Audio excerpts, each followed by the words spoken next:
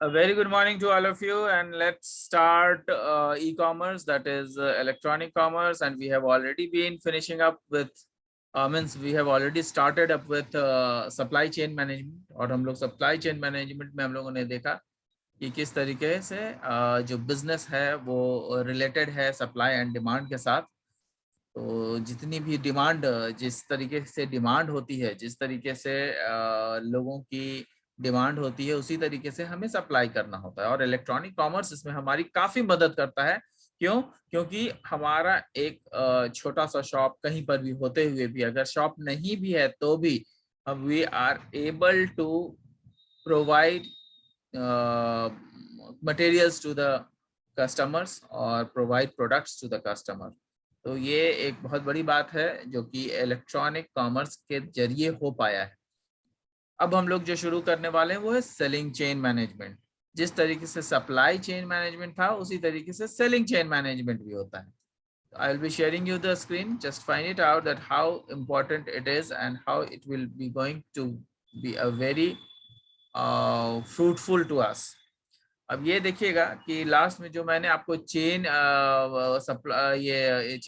Supply chain management में आपने देखा था कि हमारे पास जो होता है वो क्या क्या होता है। सप्लायर होता है, मैन्युफैक्चरर होता है, डिस्ट्रीब्यूटर होता है, रिटेलर होता है, कस्टमर होता है। डिस्ट्रीब्यूटर बोले तो डिस्ट्रीब्यूटर के साथ साथ जो है हम लोग होलसेलर को भी लेते हैं। होलसेलर रिटेलर एक ही बात है। तो होलसेलर और रिटेलर को हम लोग एक साथ लेते हैं, ठीक है। डिस्ट्रीब्यूटर जो है वो होलसेलर या रिटेलर को अपने प्रोडक्ट्स को प्रोवाइड कराता है ना। तो ये चेन है, ये एक चेन है, ये एक ऐसा चेन है जिसमें कि सप्लायर अपने मटेरियल को मैन्युफैक्चरर को प्रोवाइड कराता है। मैन्युफैक्चरर जो है उस मटेरियल से प्रोडक्ट मैन्युफैक्चर करता है और वो डिस्ट्रीब्यूटर को देता है। डिस्ट्रीब्यूटर का ये काम है कि हर जगह, हर स्टेट में, हर जगह ये डिस्ट्रीब्यूट कराए, सामान को डिस्ट्रीब्यूट कराए, प्रोडक्ट को डिस्ट्रीब्यूट कराए। तो वो ऐसे जगहों पे प्रोडक्ट को डिस्ट्रीब्यूट करता है जहां से मैक्सिमम जो है सेलिंग हो सके। तो ये कहाँ से हो पाएगा? ये रिटेलर के पास से हो पाएगा, या इधर रिटेलर के पास से हो पाएगा या फिर होलसेलर के पास से हो पाएगा। तो वो डिस्ट्रीब्यूटर क्या करता है, जगह जगह पे जितने भी रिटेलर या होलसेलर होते हैं उनको ये चीजें प्रोवाइड कराता है। और प्रोवाइड कराने के बाद हमारा जो कस्टमर है वो क्या करते हैं, वो उन्हीं रिटेलर या होलसेलर से सारे प्रोडक्ट्स को कैरी ओवर करते हैं या उसको यूज करते हैं। And that is the end product which is being used by the customer. तो ये जो है आपका हम लोगों ने देख लिया था, उसके एडवांटेजेस देख लिए थे। नेक्स्ट जो हम लोगों को पढ़ना है वो है सेलिंग चेन मैनेजमेंट। अब सेलिंग चेन मैनेजमेंट आप लोगों को बढ़िया से दिख रहा होगा। ये देखिए ये क्या होता है। It is a management in which a business can effectively manage. ध्यान रखिएगा, it is a management in which a business can effectively manage the relationship. तो ये जो मैनेजमेंट है वो कैसा मैनेजमेंट है, ताकि जो बिजनेस को इफेक्टिवली मैनेज किया जा सके। अब इफेक्टिवली मैनेज करने का क्या मतलब? इफेक्टिव मैनेज करने का मतलब ये है कि जो भी हमारा रिलेशनशिप है, जो भी हमारा बिजनेस रिलेशनशिप है कस्टमर के साथ, वो ग्रो करना चाहिए, वो बढ़ना चाहिए। अगर हमारे पास 5 कस्टमर हैं और केवल हर कस्टमर 5-5 सामान ले रहा है या 2-2 सामान ही लेता है, तो हमें ये प्रूव करना है कि नहीं, हमारे पास जितने भी प्रोडक्ट हैं वो और बेहतर हैं। मतलब कि आप जो है हमारे, जो आप 2 प्रोडक्ट ले रहे हैं वो आप 10 प्रोडक्ट ले जाइए, आप देखिए उसमें से सारे प्रोडक्ट जो है अच्छे ही निकलेंगे। तो हर कस्टमर को अगर 10-10 प्रोडक्ट अगर ले जाएंगे तो 5 कस्टमर में कितने प्रोडक्ट हो जाएंगे? 50 प्रोडक्ट हो जाएंगे। लेकिन अभी क्या हो रहा है कि अगर 2-2 3-3 प्रोडक्ट लिए जा रहे हैं तो अभी 15 ही प्रोडक्ट निकल पा रहे हैं, है ना। तो इस तरीके से जो है बिजनेस तो बढ़ नहीं रहा। या फिर हम लोग अगर मान लिया कि ऐसे कस्टमर है जिनका कि फिक्स्ड है सामान लेना, भाई उनको पता है कि हर मंथ में जो सोप है वो 10 सोप लगने हैं उनको घर में, तो 10 ही सोप लेंगे वो लोग, या 12 सोप लेंगे, 50 तो नहीं लेंगे वो लोग। तो इसके लिए मुझे क्या करना पड़ेगा या हमें क्या करना पड़ेगा? इसलिए हमें क्या करना पड़ेगा कि उन प्रोडक्ट्स के क्वालिटी के बारे में इतना ज्यादा फैलाएं, जिसको हम लोग एडवर्टीजमेंट बोलते हैं, ताकि मैक्सिमम कस्टमर्स ये समझ सकें कि हमारे प्रोडक्ट अच्छे हैं। तो हम लोग प्रोडक्ट का सेल कस्टमर बढ़ा के कर सकते हैं, या एक ही कस्टमर को बहुत सारे प्रोडक्ट खरीदवा सकते हैं। तो ये दो तरीके हैं। तो now how it is going to manage. तो अब ये मैनेज करना जो है ये कैसे करते हैं, यहाँ पे हम लोग ये देखेंगे। तो it is a management in which a business can effectively manage the relationship with the customer in a changing business environment. Changing business environment क्या है? चेंजिंग बिजनेस एनवायरनमेंट उस एनवायरनमेंट को कहते हैं जिसमें कि एनवायरनमेंट जो है अपने अपने बिजनेस के साथ बहुत अच्छे से जो है सेट हो जाता है। कहने का मतलब कि जो ऐसे एनवायरनमेंट जिसमें कि कस्टमर को पैसे खर्चने में ज्यादा दिक्कत ना हो, और सेलर को सेलिंग करने में भी ज्यादा प्रॉब्लम ना हो। मतलब सेलर को भी कुछ अमाउंट बढ़िया आ जाए, और कस्टमर को भी लगे कि नहीं ये जो है बहुत ज्यादा महंगा नहीं है। तो दिस इज द केस। तो ऐसे कई सारे प्रोडक्ट्स होते हैं जो कि हम लोग चीप एंड बेस्ट में भी रखते हैं, और कई सारे ऐसे प्रोडक्ट भी होते हैं जो कि बिल्कुल जिसको कहते हैं कि हाई एंड प्रोडक्ट्स हैं, और वो हमेशा जो है वो हाई एंड प्रोडक्ट्स ही बनाते हैं। वो बहुत ज़्यादा उसमें जो है इन्वेस्ट करते हैं, और बहुत ज़्यादा उसमें मनी मैटर्स इन्वॉल्व होता है, महंगे भी होते हैं, लेकिन क्वालिटी वाइज उनका उनका कंपैरिजन कोई और नहीं कर सकता है। तो ये सारी चीज़ें जो है उसमें हैं। तो हम लोगों को जो करना है वो देखना है कि कैसे इसको मैनेज किया जाए। Today sales force strategy are under increasing pressure. तो आज के डेट में हर जगह जो सेल है ना वो प्रेशर में है। सेल प्रेशर में है, इसका मतलब क्या है? सेल प्रेशर में है का मतलब यह है कि भैया जितने भी लोग सेलिंग डिपार्टमेंट में हैं, जो भी बिजनेस में हैं, उनको अपने प्रोडक्ट को सेल करना है। लेकिन ऐसा तो है ही नहीं कि बिजनेस में जो है एक ही व्यक्ति है, दो ही व्यक्ति है, ऐसा तो है नहीं।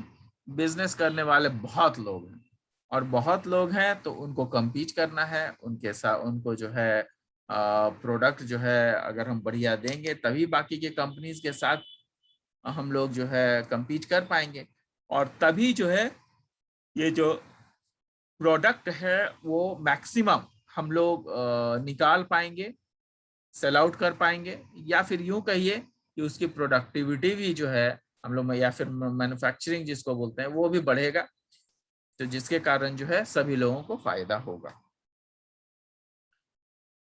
अब ये कस्टमर जो है प्रोडक्ट खरीदता है तो प्रोडक्ट को यूज करता है, तो वो फायदेमंद है उसके लिए। सेलर जो है सेल करता है, तो जब सेल करता है सेलर, तो उसके पास कुछ ना कुछ जो है उसको अमाउंट आता है, उसका कमीशन आता है, जिसके कारण जो है तो वो प्रोडक्ट बेचने में सक्षम है, तो वो भी सेटिस्फाइड है। उसी तरीके से होलसेलर को, डिस्ट्रीब्यूटर को, मैन्युफैक्चरर को, सबको जो है धीरे धीरे करके आपका कुछ ना कुछ फायदा होता है, जिसके कारण जो है हमें जो प्रोडक्ट मिलना होता है वो मिल भी जाता है, सही समय पे मिल जाता है, बहुत ज्यादा किल्लत नहीं होती। क्यों? क्योंकि मैन्युफैक्चरर समझ चुके हैं कि आखिरकार हमारे यहाँ इस पर्टिकुलर प्रोडक्ट की कितनी ज्यादा खपत है। तो ये समझना बहुत जरूरी है, और ये हर चीज डिपेंड करता है सप्लाई एंड डिमांड पर। जितना ज्यादा डिमांड बढ़ेगा उतना ज्यादा सप्लाई भी बढ़ेगा। ठीक है, अब देखिएगा आगे नेक्स्ट क्या है। Today sale force strategy are under increasing pressure. सब लोग फायदा चाहते हैं, तो प्रेशर जो है इंक्रीज हो रहा है। क्यों इंक्रीज हो रहा है? क्योंकि बहुत लोग अब इस बिजनेस में जुड़ते चले जा रहे हैं। जब से ई बिजनेस शुरू हुआ है, जो कि आपका ई कॉमर्स ऐड हुआ है, तब से और भी बहुत ज्यादा लोग जो है एक संगठित होकर के और ई कॉमर्स के माध्यम से प्रोडक्ट को सेल आउट कर रहे हैं। The availability of new sales channel getting increasing day by day and choices available for the consumer product and production flexibility is changing. तो हमेशा जो है अब ये जो अवेलेबिलिटी है सेल्स के लिए, हमेशा जो क्या होता है कि जो सेल का टारगेट है वो हमेशा बढ़ रहा है। वो इसलिए बढ़ रहा है क्योंकि सेल चैनल जो है हमेशा जो है हर दिन नए प्रोडक्ट्स अपने नए नए क्वालिटी के साथ जो है लॉन्च किए जा रहे हैं। तो मार्केट में कंपटीशन बहुत है, तो हम लोग जो है वही चीजें घर बैठे अगर हम लोग पहुंचाते हैं तो ये एक नया फीचर है जिसके कारण जो है लोग काफी अट्रैक्ट हुए हैं इसकी तरफ। और हमें जो काम करना था, हमें जो प्रोडक्ट बढ़ाना था, वो प्रोडक्ट भी बढ़ जाता है और प्रोडक्ट सबके घरों तक पहुंच भी जाता है। तो ये ई कॉमर्स का फायदा ये है कि दूर दराज में बैठे लोग भी आपके प्रोडक्ट को इस्तेमाल कर पाते हैं। The availability of new sales channel getting increased day by day and choices available for the consumer product and production flexibility is changing rapidly as per increasing demand of the customer। ठीक है, जो मैंने कहा वही लिखा हुआ है। Sales manager operates in a complex and rapidly evolving internal and external environment। तो जो सेल्स मैनेजर है वो क्या कर रहा है, जो सेल्स मैनेजर है वो ऑपरेट कर पा रहा है बहुत सारे मतलब वो ऑपरेट सेल्स मैनेजर जो है वो बहुत सारे कॉम्प्लेक्स में जो है या फिर जिसको मॉल वगैरह कहते हैं उसमें जो है ऑपरेट कर पा रहा है। क्यों? क्योंकि आज के जो इंटरनल एक्सटर्नल एनवायरनमेंट है उसमें जो है बहुत ज़्यादा डिमांड बढ़ गया है। क्यों? क्योंकि जिस तरीके से पॉपुलेशन बढ़ रहा है उस तरीके से डिमांड बढ़ेगा और उसी तरीके से बिजनेसमैन भी बढ़ेंगे।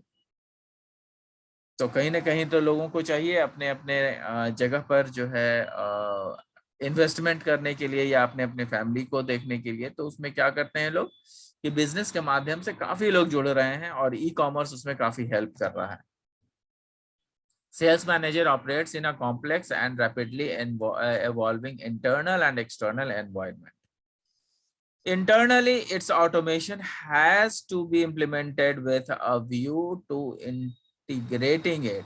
अच्छा, तो अब ये देखिए, ये यहाँ पे ये कह रहा है कि इंटरनली जो है आपका जो ऑटोमेशन सिस्टम है जिसके थ्रू आप बिल्कुल ऑटोमेट हो गए, मतलब मशीनरी कंपोनेंट की तरह काम कर रहे हो। कैसे?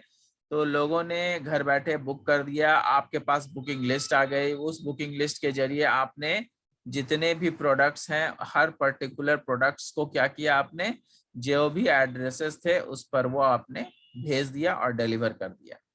तो जो सेल्स मैनेजमेंट या सेल्स मैनेजर जो है वो इस तरीके को ऑपरेट करने में काफी सक्षम है। तो इंटरनली जो ऑटोमेशन है वो क्या है, internally automation has to be implemented with a view to integrating it. मतलब जितना भी आपका इम्प्लीमेंटेशन है, ऑटोमेशन इम्प्लीमेंटेशन मतलब आपका जो ई कॉमर्स के जरिए जितना भी आपका रिक्वेस्ट आ रहा है तो उसको हम लोग क्या करते हैं, उसको हम लोग ऑटोमेट कर देते हैं कि अच्छा ये ऑटोमेटिकली जाएगा और सेव हो जाएगा। इसका जो है हमें जैसे ही आएगा रिक्वेस्ट तो हर रिक्वेस्ट जो है सब जगह फ्लैश करेगा और जहां से भी लगेगा कि नहीं प्रोडक्ट जो है हमारे पास अवेलेबल है वो बंदा जो है उसको भेज देगा प्रोडक्ट को। तो ये बहुत बड़ी चीज है जिसके कारण जो है हमारा बिजनेस या हमारा ई कॉमर्स भी ग्रो कर रहा है। अब यहाँ पर देखिए हमें क्या लिखा हुआ था, यहाँ पे लिखा हुआ था internally it's automation has to be implemented with a view to integrating it.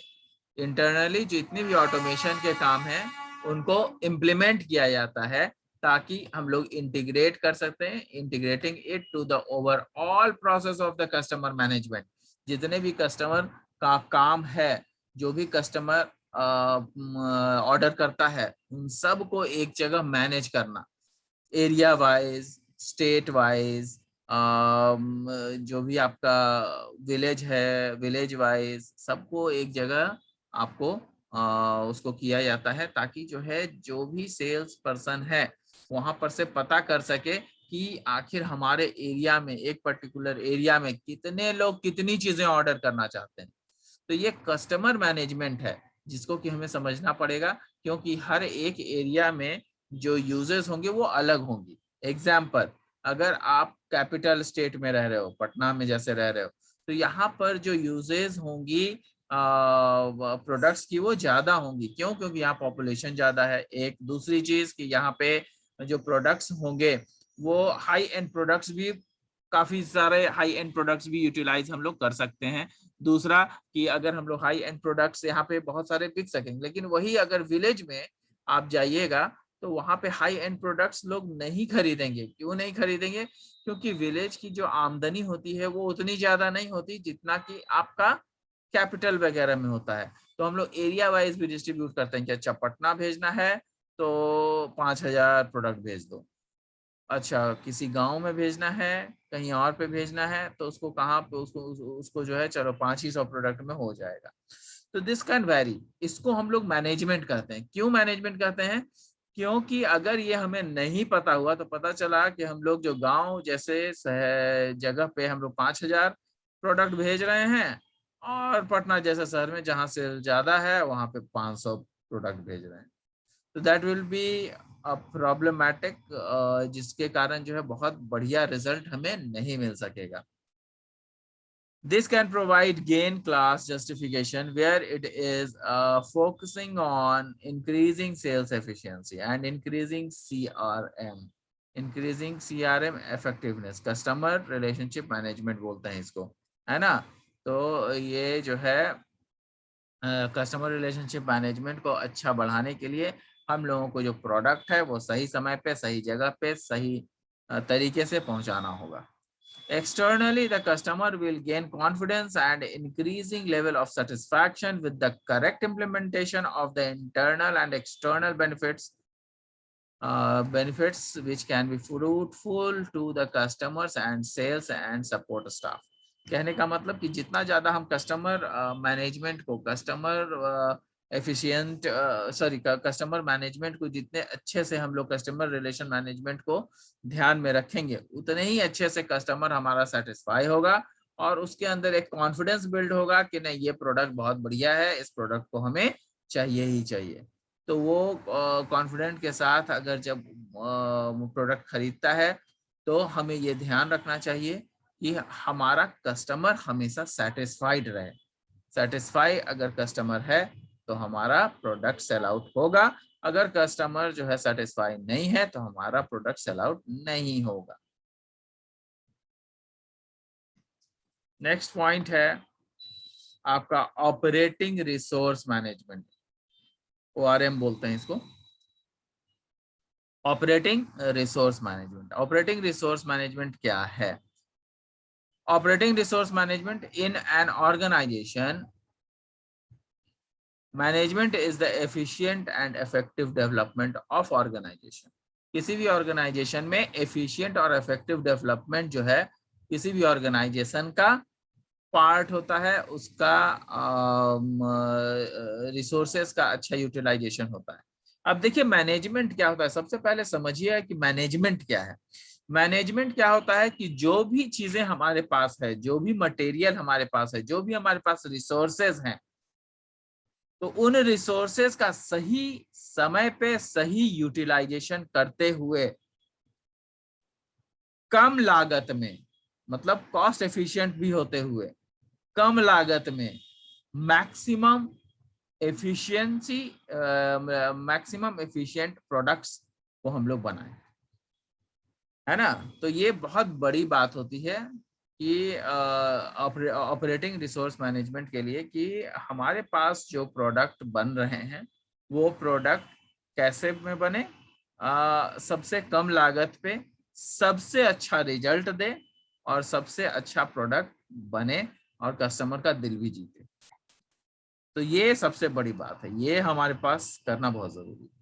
So in an organization, management is the efficient and effective development of an organization resources when they are needed.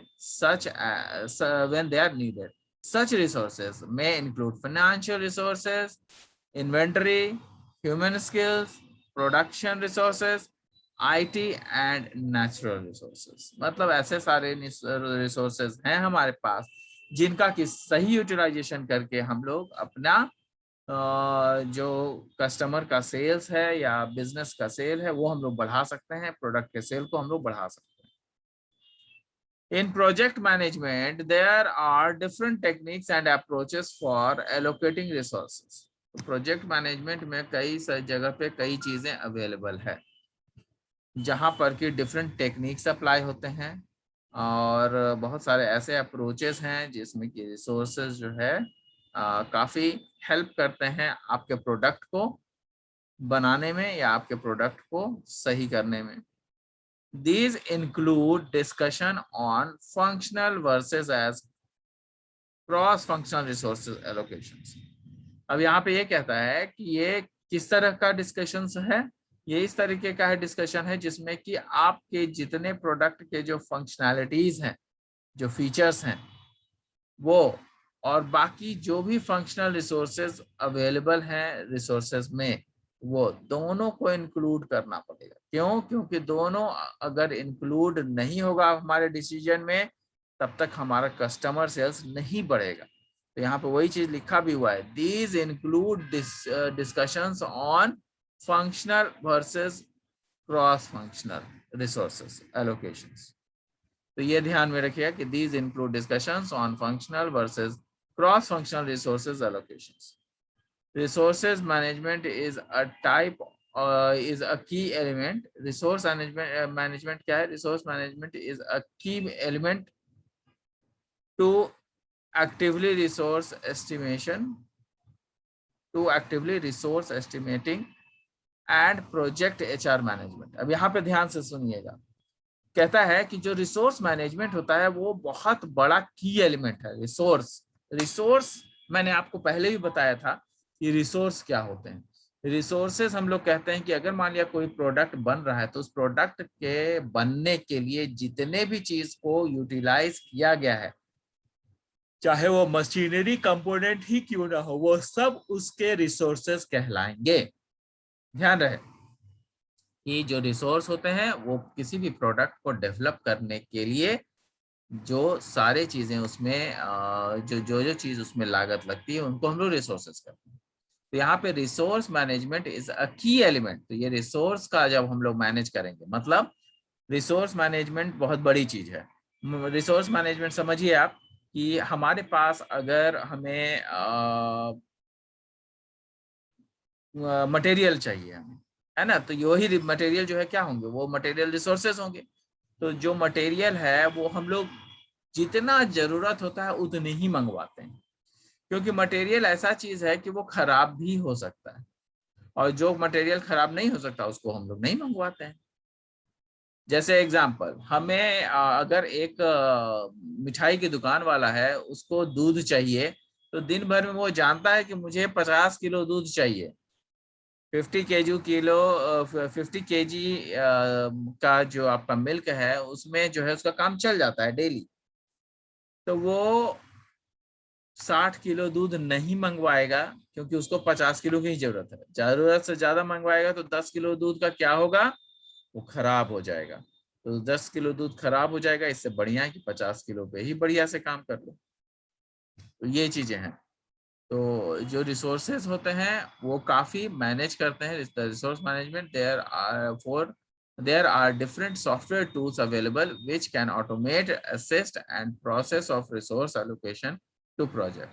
कहने का मतलब ऐसे कई सारे tools available हैं जिसमें कि जो है हम लोग प्रोडक्ट का ऑटोमेशन कर सकते हैं और उसके साथ जो है जुड़कर एक नया चीज या नया प्रोजेक्ट में भी हम लोग डेवलपमेंट कर सकते हैं। नेक्स्ट है the execution of the resource management mission is that it includes providing advice and guidance to the developing command resource requirements। ये क्या है? तो कहता है कि जो एग्जीक्यूशन है रिसोर्स मैनेजमेंट का, मतलब रिसोर्स मैनेजमेंट का क्या हुआ? जितना मटेरियल चाहिए हम उतने ही को मंगवाएंगे, उससे ज्यादा मटेरियल हम नहीं मंगवाएंगे। तो उस तरीके की अगर कोई चीजें हो रही हैं तो ये एफिशिएंट मैनेजमेंट कहलाता है। ठीक है, तो the execution of resource management mission is that it includes providing advice and guidance. तो इसके लिए जो है बढ़िया एक्सपीरियंस लोगों की जरूरत पड़ती है, जो कि हमें एडवाइस करते हैं और गाइड करते हैं कि किस तरीके से हमारा मटेरियल आएगा, 2 दिन पे आएगा, 4 दिन पे आएगा, 10 दिन पे आएगा, कि अभी आएगा, कि कितना हम मटेरियल चाहिए। कमांड रिसोर्स रिक्वायरमेंट्स और identifying resource of funding.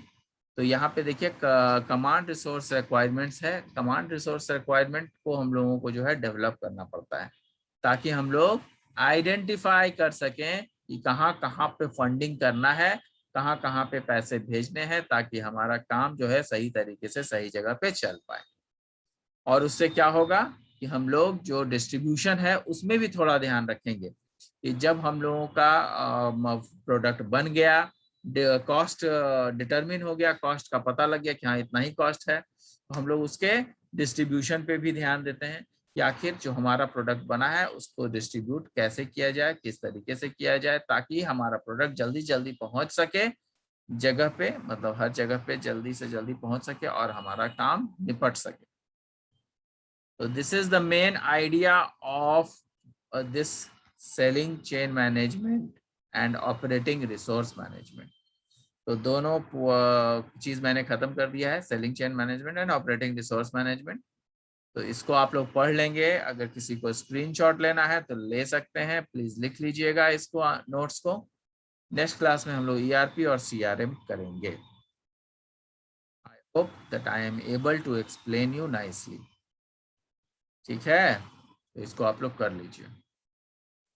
Thank you guys, thanks a lot, will meet in the next class.